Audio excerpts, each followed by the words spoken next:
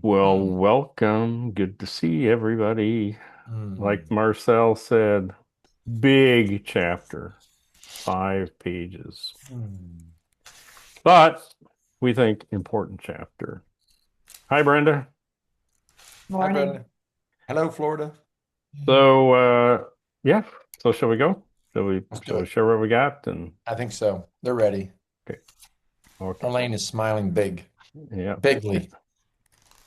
And today is going to be a breakout room day. So just get ready Ooh. for that. Just Ooh, get Ken leans ready. in. He's like, okay, all right. Yeah, All yeah. right. Breakout day. It's only Tuesday. Yeah. You know all this stuff. Hmm. So, chapter 8, they're called Your Emotions for a reason. Marcel? Well, it's called your debt for a reason. They're called your kids for a reason, right? So when I see this right here, it takes all of my ability to put it out on other people away because they are my emotions. And nobody can do anything with them unless I what? Allow it. Or on the other side, I'm responsible for them. Responsibility, my ability to respond, respondability. And that's what today is going to be all about. Not react, responsibility. So this is something that if you took the entire chapter down to let's see, one, two, three, four, five, six, seven words, it would be these 7 words right here. Dan? I agree. And actually, the name of this came up kind of as a joke. We were talking about this one day. But for me, it's not a joke. This is actually the hardest part of emotional learning for me. This was by far the hardest part, me taking responsibility for my emotions. Some days it still is. And I remember going through that period in my life where I was learning this. And I remember whining about it a lot. I remember whining to my then wife, oh God, not another emotion I gotta take responsibility for. I just got so tired of it, all of it. And not just the bad ones, but if I was a little too excited about something or a little more excited than worked in a situation, I was responsible. If I was, I don't know, anytime emotions were happening and I wasn't navigating them well, they're still my responsibility. So for me, this was big learning. So small chapter, big learning. So we're going to give you like 4 big statements out of this. When it comes to emotional regulation, nobody can do it for you. This is something that I probably in every coaching session I talk about, in every course, in every presentation, because for me, what's so important about this and why me taking responsibility for my emotions has so much value is because if I do, then I'm empowered emotionally. And if I don't, then I'm not empowered emotionally. Then I give away my emotional power. But also, many of us, well, me, I'm inclined to let or hope other people will do things for me because I can be lazy. And this one just doesn't work that way. Nobody can do it for you. Doesn't matter how much they want to, doesn't matter how much you want them to, nobody can do it for you. So if you don't do it, it doesn't happen. And if it doesn't happen, it's on you. Marcel? Well, and I also think you go the other way, there's a hidden cost to the emotional dysregulation. That's why a lot of the times when I look at emotional regulation, I see it as an antidote to many of the things that I'm trying to work through. As I've been working on this, I become more and more clear that what Dignity Inc. is about is providing a language to trauma, providing a language to burnout, providing language to, and I'm experiencing, you know, some of these things as I'm going on in my journey, and I put my head up for just a minute, and it's able to teach me that, hey, hope and faith, those sure are wonderful emotions, but they can run their course. And they can also have you start to feel on the other side of what might be a little bit of cynicism towards your work. So I have to constantly be moderating my own energy, my own emotions for sobriety reasons. So I've got a heightened sensitivity to these emotions being regulated to the best of my ability for a whole host of reasons. And I've said this before, I haven't had a physical relapse with alcohol in 8.5 years, but I have emotional relapses pretty much every week. And these are things that I've got to kind of be more mindful of. But when it comes to Marcel doing it, it's only me. I was with my father this weekend and he was tired. He's 86 and he had six things he wanted to do. And we started at 9:30. And I had to regulate not only myself, but I had to regulate myself with him, not only emotionally, now it's physically. And now these things all start to pair together. So by 2 o'clock, we both can still what? Hug each other and say goodbye for the task at hand. So yeah, that's what comes up for me on this Tuesday, Dan. So I want to give you an example for me, and I'd love to hear if you have any that you want to share. But so 9 days ago, I went to the airport to go see Marcel, and I took my blue hard case suitcase with me. Haven't seen it since. Never got to Dallas, never could find it, never could find anybody to talk to about it. I got back to Madrid on Sunday, got a call from an unknown number. The guy said, "Hey, your suitcase just came in from Dallas." I'm like, interesting. Maybe it was on my plane and I didn't even know that. He said, "We'll send it to your house." Oh, great. Okay, gave him my address. Didn't show up. I called him today and the guy said, "Yep, we got on the list to put on the plane to Dallas tonight." I'm like, I don't think you're following the storyline here.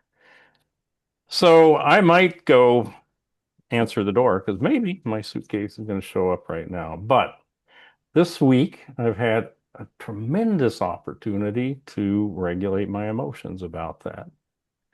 And it's fascinating. I've been on text, I've been on the phone, I've gone to the airport in Dallas, I've talked to the guy, I've talked to the guy, I've tried to talk to the guy, blah, blah, blah.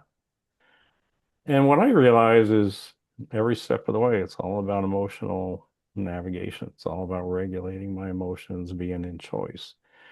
And sometimes this week, people said to me, "Oh, wow, I'm really sorry to hear that." So love a little pity, right? I love that. But a couple of people said, "Well, you seem really calm about this." And to be truthful, I was.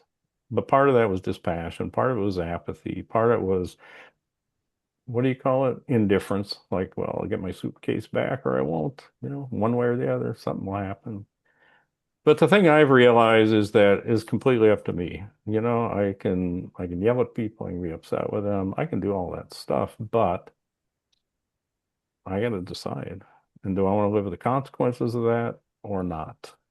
And not about whether I get my suitcase back, but the consequences of how I show up and how I treat people and how I am as a human being. That's all my responsibility, regardless of whether my suitcase gets found or not. So for me, that's where this comes in so useful. I get to decide, but also I have to decide. I'm the only one who can decide.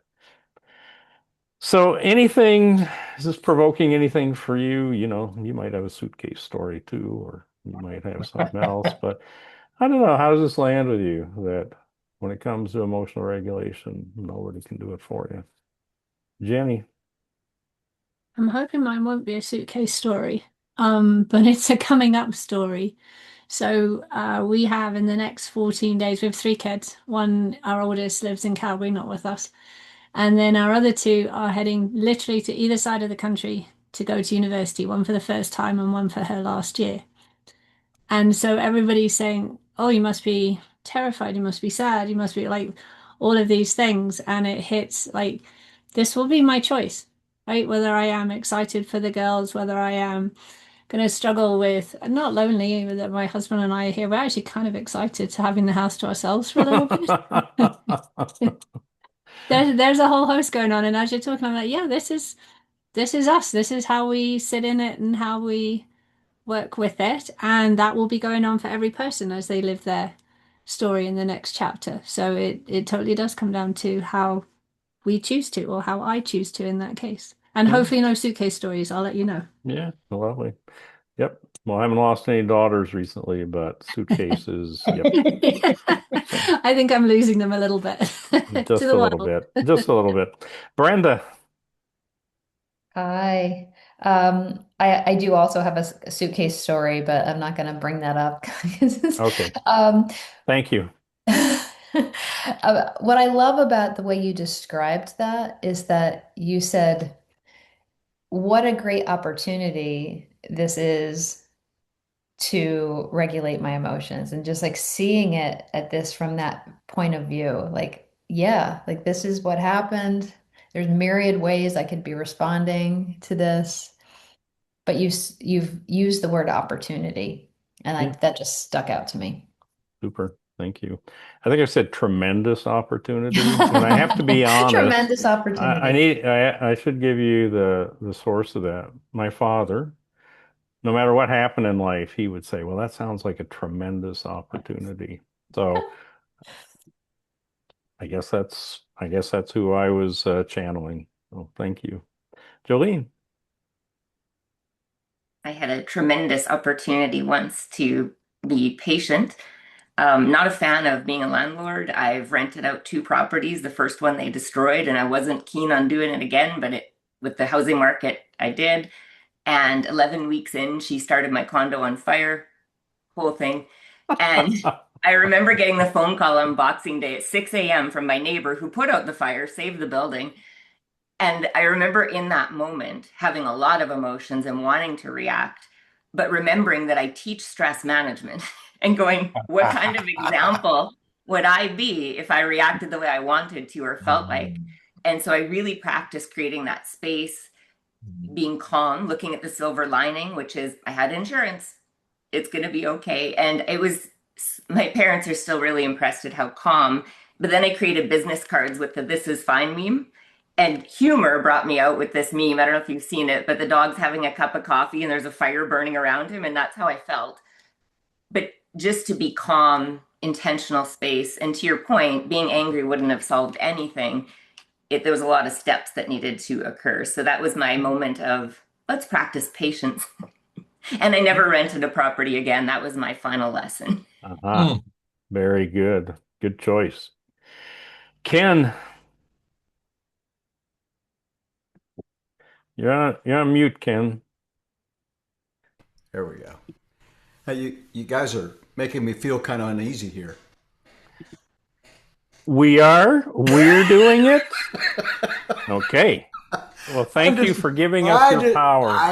whenever I hear the term "you're making me feel," or maybe I might have used like, oh, they're, because of this, they're making me. That's to me, that's the buzzword. That's the clue. There's probably some more like it that I can't think of right now, but Yeah. I like that one. You're making Well, me. we're going to ask you that, so you keep that one in mind. And I will say that in your control, there's a wide range. If there's a Ted Lasso fan in the room, there's a deal where the team was in, I forget it, it's loose understanding. The team was in the doldrums, the team was in the dumps or whatever, and Ted, who's normally very very very aware and pretty darn calm, all that stuff. He went over. He started kicking over tables. He started throwing the Gatorade around. He started just going on a rant, and woke up the team. And I don't know if he was directed at maybe somebody else or whatever, but he kind of took on that for them, Hmm. and it was a purposeful thing, and it kind of it shook them out of wherever they were. Yeah, So it was a very purposeful use of rage or whatever it might be. Yeah. So it's I don't know if it's on the cards to say how to do more of rage, but regulation I think can also allow someone to be purposely sure. at the extreme or at the Absolutely. high end. Yeah. Yeah, super. Thank you. Marcel. Well, what comes up for me is speaking of Jenny with kids home. So my daughter would follow her mom in from the garage into the kitchen. There was a door from the garage to the kitchen, and my wife would take her shoes off right there, and my daughter would take her shoes off right there. So the next person, when they come in, they would just trip over two pairs of shoes, and I'd move them aside. And finally, one day, I walked up to my daughter and I said, I need Sydney, please put your shoes on the stairs. And the first thing she said was, Dad, I know. I know. And what I had to reply back was, I need you to do. I need you to do. And so that's what comes up for me on this. And when I work a lot with adult humans about emotions, knowing about emotions, but not really putting them into practical application, it's really about not knowing, you know. So that's a big thing. And I think, in the book, it said, I can watch a lot of MLB, Major League Baseball games, and doesn't mean I can sit out there at the shortstop. I can watch a lot of cooking shows. It doesn't actually mean I know how to cook. So when we bump into people and we do start talking about emotional regulation, they're like, yeah, I know. And it's a safety, but it's also something that lets me know, hey, they may not actually put it into practical application. Dan? So for me, the thing this is valuable for is to recognize the value of creating awareness. I think if we Mm, can help people become aware, that's the first thing we always do. And once we become aware, then, all right, now we know something. Now it's time to put it in action. So otherwise, it just stays a nice idea. So for me, I think this is a critical thing for people to recognize and acknowledge and claim.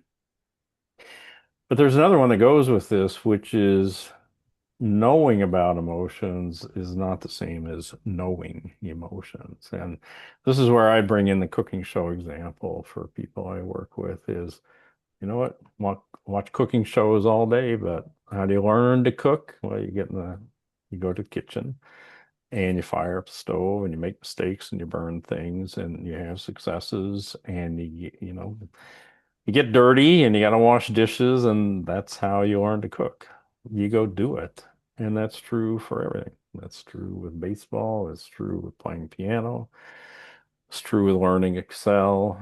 I mean, there's nothing in the world that that's not true about. We know about a lot of things. And I think this is where I encounter a lot of people. They get as far as knowing about emotions and they can talk about emotions and they can talk theoretically about emotions and they can talk about neuroscience and they can talk about emotional intelligence. And I think all that's wonderful. But that doesn't mean that they're competent emotionally. That doesn't mean they know how to regulate and be emotionally agile and be emotionally resilient. They don't. The other thing I've recognized, I've had some coachees I've used the ERDA with, and they've been quite high in things like emotional regulation, but not in emotional literacy. Like they can't articulate what they're doing, but they're very good at bouncing back. So again, sometimes people know emotions, they're already there. Somehow they've learned, but they don't know so much about emotions. They can't articulate that. So it's not the same thing. It's two different things. They're both valuable, they're both important. But I have made the mistake with clients of assuming, for instance, I worked with a group who was like creative. I mean, their whole thing was creation, creative designers. And I just kind of made the erroneous assumption that, give them a little bit about emotions and that would be enough. It was horrible. It was a horrible disaster. Why? Because I assumed something that wasn't true. They needed to learn the basics. I didn't take them there. So my fault. But I think for me, this is a really important distinction for us personally, but also for every client we work with. So this morning I did hot yoga and I've been doing it for 12 years. And the worst sound that you can hear in hot yoga is the yoga instructor pulling their mat up next to your mat because you're the only one in there at 6 a.m. It's the worst feeling in the world. I tell Dan about it all the time. And I've been doing it for 12 years. I know about yoga. I know all about it. I know the poses, but I got to tell you, This morning, she's like, that's the wrong foot. Marcel, you're pointing the wrong way. Marcel, it's the arm doesn't go back. If you saw me in the dark and you said, and Ken's like, how long has he been doing that for? 12 years. He doesn't know anything about yoga. So there's a difference between being in that, for me, knowing about it and being able to put it into practical application when no one's looking. And it's a little startling. It's maybe it's a little alarming, just the lack that I have of direction and in paying attention. But that's what's coming up for me when I look at this. So I can take a lot of things. It doesn't have to be knowing about emotions.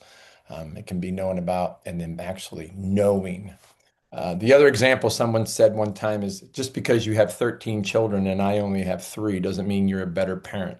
So just because you know more about it and you have more children, that doesn't always equal you a better parent. Dan? Mhm. Marcia.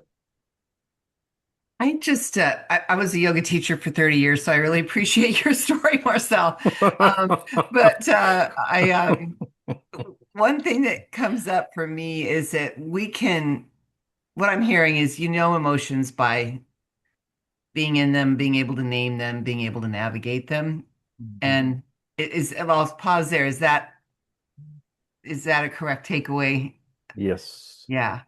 And in my experience is it's infinite, right? Like you might think you kind of have got something nailed, and then man, oh man,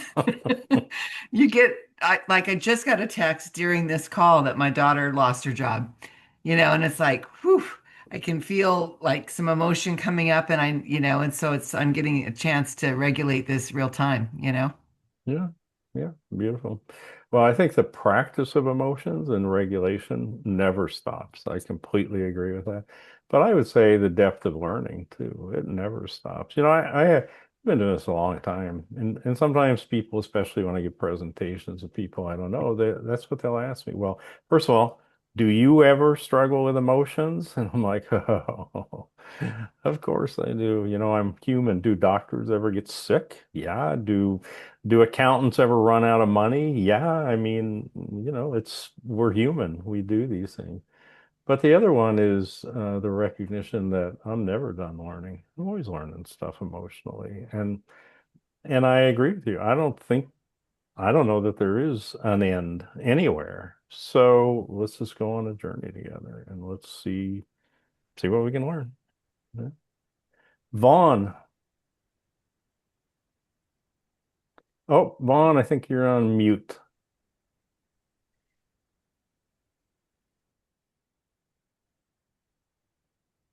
Yes, thank you. Very good. Thank you. Yeah, I said apologies for being late. We have a meeting that starts an hour before this. It's meant to end 5 minutes before this one starts, but it didn't today. Anyway, my curiosity is in sharing in a counseling situation, projections of emotions that have attachments. Something like if if if a person sees anger in someone else, and the projection is that anger is is permanent, or it also is associated with hate, then if that person is angry, it means they hate me. So I tend to see that a lot with clients that I work with is the attachments to emotions as well. So that's knowing about emotions in and of themselves, but I wondered how people think about this associated attachments that are different from one person to the next, if there are attachments in a projection sense.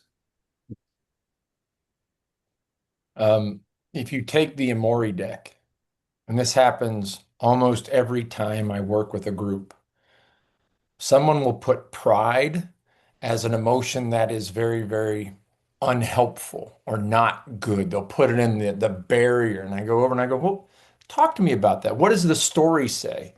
And they didn't read this, they just read pride. And they think seven deadly sins. They think this is going to be really, and it's sometimes confused with our good friend called arrogance. And so they're like, oh, I didn't get to arrogance.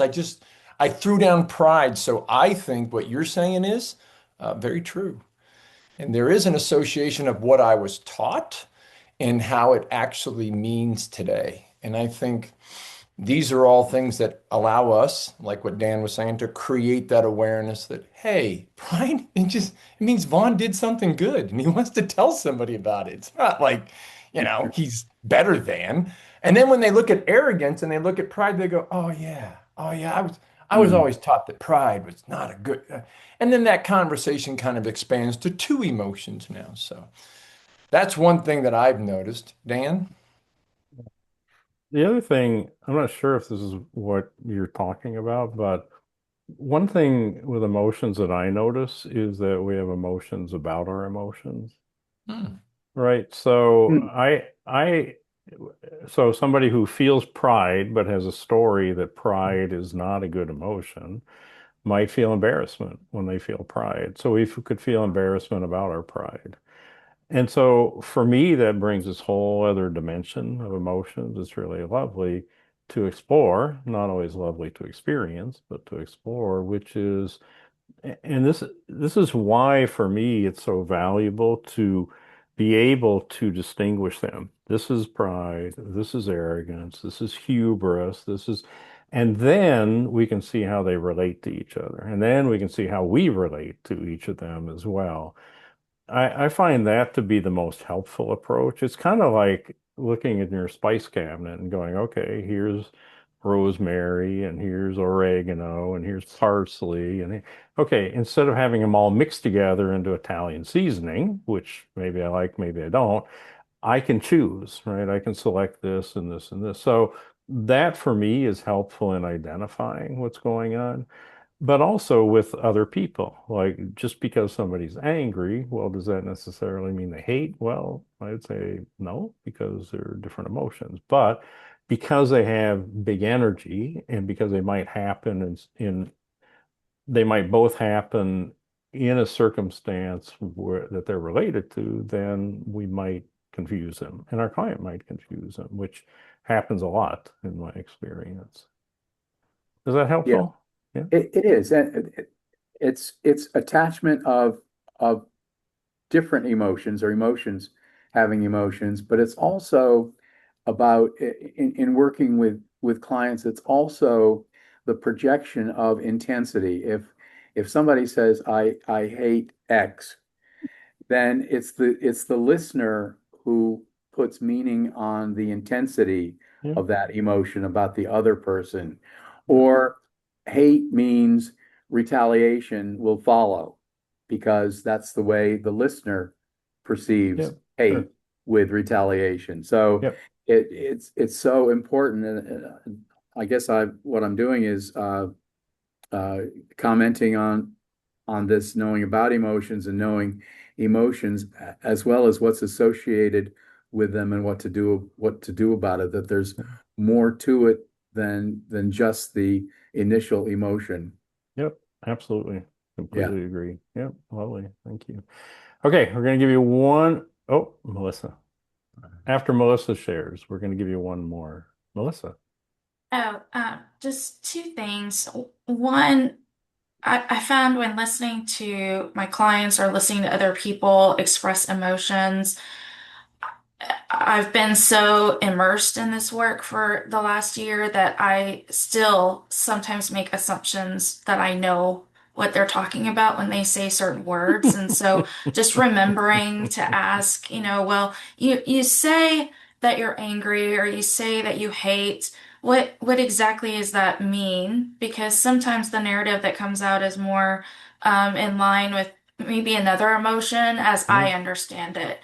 Yep. And then personally, when it comes to emotions, about emotions, I find that I can really approach my own emotions with judgment, and that being like having certain beliefs or judgments about whether this emotion is appropriate, and all that Yep. does is kind of like stand in my way for noticing what emotion I'm actually having. So Yep.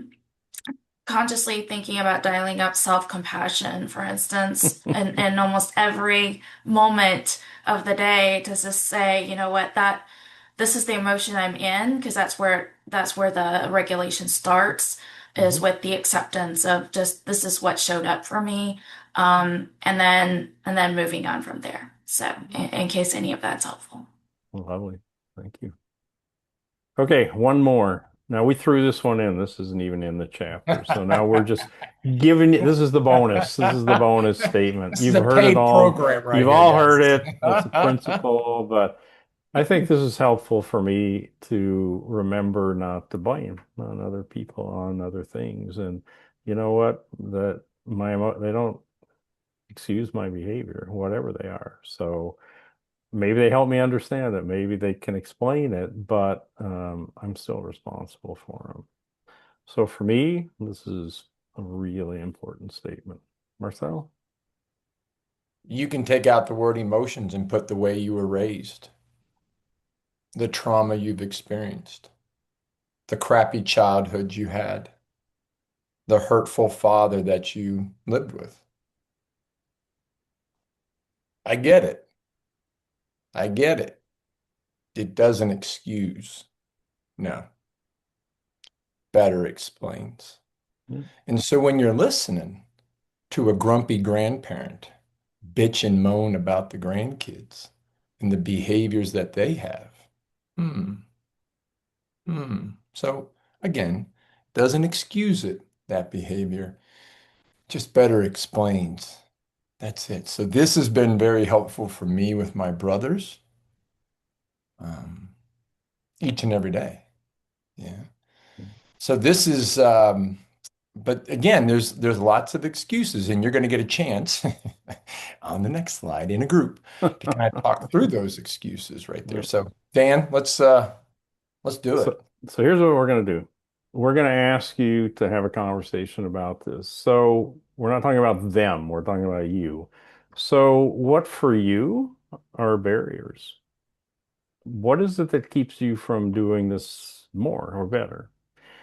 What for you are steps you can take in order to take responsibility? And what are practices? How do you get better at it over time? Now, you interpret these any way you want to. You have whatever conversation you want, of course. We're going to do something a little bit different today. So I'm going to put you in pairs, just two. But of course, you're going to get the perfect partner for your conversation. We've made sure of that. And we're only going to have about 10 or 12 minutes. Okay, so I'm going to share the time. And any questions before we go? Barriers, steps, practices? Anybody want to take a picture of it before you go in? You can take a picture of it with your phone. You could. It's an idea. Yeah. Okay. We'll see you in 10 or 12 minutes.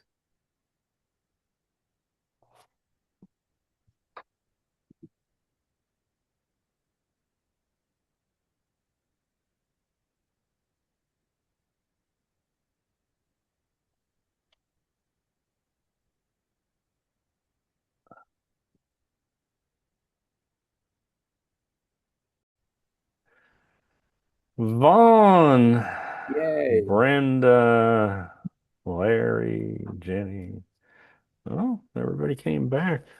Thank you for choosing my That's partner. that's encouraging. Okay. So I have a question, and then Marcel's going to debrief. But did anybody come back with the story that their partner made them happy, made them angry, or caused them frustration? Anybody? Come on, let's be honest. Okay, great. Marcel. What I'm curious about is what y'all talk about. Anything that somebody shared as a team of two where you said, I like that. You know what? I need to kind of harness that idea or take heed to that thought. Anything that you talked about in a team of two that you think in an open forum could be beneficial to everyone? I'm Can going I to. speak? Marie, you may speak. Take it away. Okay. On behalf of Melissa and myself, I just think I think we had a brilliant conversation. But the first thing that Melissa said was, I think I just called myself out in the anecdote that I reported before we went into breakout rooms. And so that was a really good starting point. And for me, and Melissa, add to this, when we talked about barriers, we talked about emotions about emotions. And we talked about fear. And I brought fear up because I think fear is the base emotion that gets in my way when my regulatory mechanisms are not working well. Fear of something, fear of someone else, fear of something happening, fear of being judged, fear of being noticed, fear of not being noticed. Um, and when we talked, and she really elegantly outlined this about steps to take responsibility, she talked about acceptance, education, and utility. That the tools are okay, well, this is happening. All right. I can't argue with reality. Two, what's it telling me? How, and then based on what's it telling me, how can I use this? What can I do next? What can I do with this? And when we got to the point of practices, we both agreed that being here today and being with some of the rest of you and a bunch of other people on Thursdays is a practice. And it's very intentional to be in community with this level of conversation and depth of exploration. So, Melissa, add something if I didn't hit it. Do it now. No, just beautiful. And I give credit where credit's due. Marie is the one that put that into an outline. I was just talking. But yeah, and Marie really made the excellent observation. I guess I might feel a little of the emotion of embarrassment sometimes because I don't have practices like journaling or writing regularly or things like that that I've been viewing. And she pointed out that yes, we're here almost every time Dignity stores are open. That is a practice. So I was encouraged Yeah, by that. yeah, yeah. Thank you. Thank you. Ken? Yeah, I just want to acknowledge Jolene and that this is the very first breakout I've ever been in where we covered the three bullets before the time allotted time was up. I'm feeling no small amount of pride today, so that's it. And I think for us, for me, the big money was on the first bullet where we identified blame and history or conditioning. Blaming somebody else for something that happened, and then the conditioning. Just we talked about parents and whatever history we have, history and culture, all those things that we can assign other power to than us. So yeah, and we did cover a little bit. We did cover some ground on when someone does the "you made me feel" to me. What do we do about it? And at least what I came up from that discussion, kind of collaboratively, was first identify with their emotions. Say, okay, maybe give them the space to identify the emotion, but then come back to what was my intent, because my intent was not really to make you mad. So intent, emotion, then my intent. So I came away with that, and I appreciate that. Ken, thank you. Any other team of two care to share? Maybe here's what we talked about individually and maybe share it with everybody collectively. Anything from today? Yeah, Jenny. I'm not sure I can put this as well as Vaughan did. Thank you for choosing a perfect partner. We had an amazing conversation. But we talked a bit about perceived intensity and the story that sits behind perceived intensity in me and in the other person, and how our own stories do a lot for how we take responsibility of our emotions. Vaughan, did I just butcher that? No, that the intensity factor is so different probably from the speaker to listener or the two people in a conversation, and that be it family of origin or whatever else, but that's a factor to take into consideration, not only the intensity of the emotion, but the longevity of the emotion. I'll never forgive her. Longevity, that sort of thing comes often from well, a whole host of background issues. No, you did that well. Thank you. So yeah, that was us. And more, many more, but that was the one big one. Love it. Thank you. Yeah. Any other team of two? Anything noteworthy?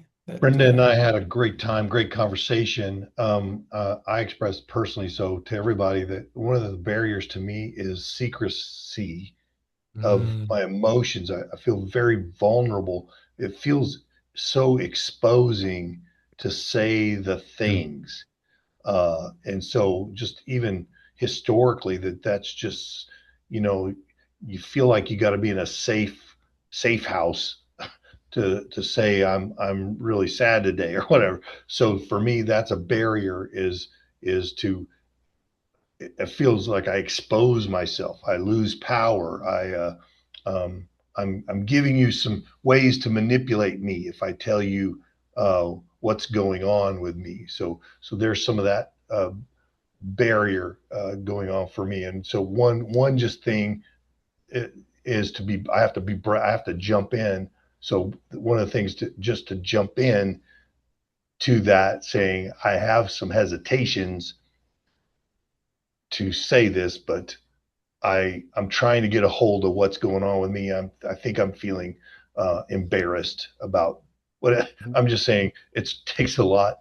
I mean, just right now I can feel I'm like, I'm doing it in front of all these people right now.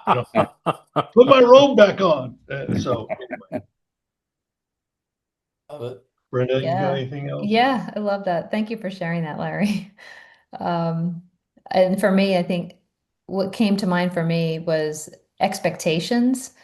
So that could be a barrier around like, showing up in a place and expecting things to be a certain way, or expecting a company to react a certain way, expecting my boss to behave a certain way, expecting things to just work in a specific way, and that kind of running under the surface is sort of the barrier to just acknowledging and owning, like, I can still be happy in this job without all those other things, or I can figure out a way to own my emotions without all those other things happening. Or just, so I guess the expectations can definitely get in the way. And I think what helps me get out of that is just this mindfulness practice around accepting reality. Like, this is what's happening. This is what it is. I don't have to agree with it or like it, but this is what is. And starting from there. Elaine. I had the perfect person. Thank you, Dan and Marcel, at Marcia. And we talked about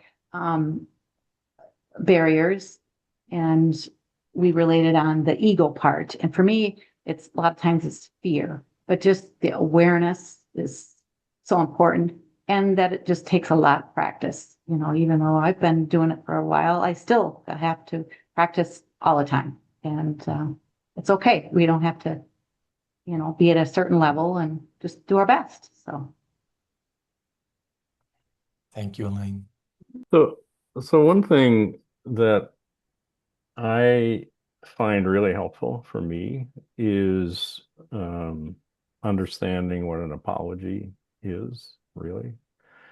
That I can say, okay, I did this or I said this, and I don't know. I don't know how it hit you. Like, I don't have to know whether the other person was offended or hurt or whatever. I can just take responsibility for it and say, you know what? I apologize. Felt to me like it was too loud, too big, too small, whatever. And if it hit you wrong, then please know that wasn't my intention. So for me, that's really, really helpful, because the moment I think an apology means I did something wrong, then I can't apologize, and that's another barrier.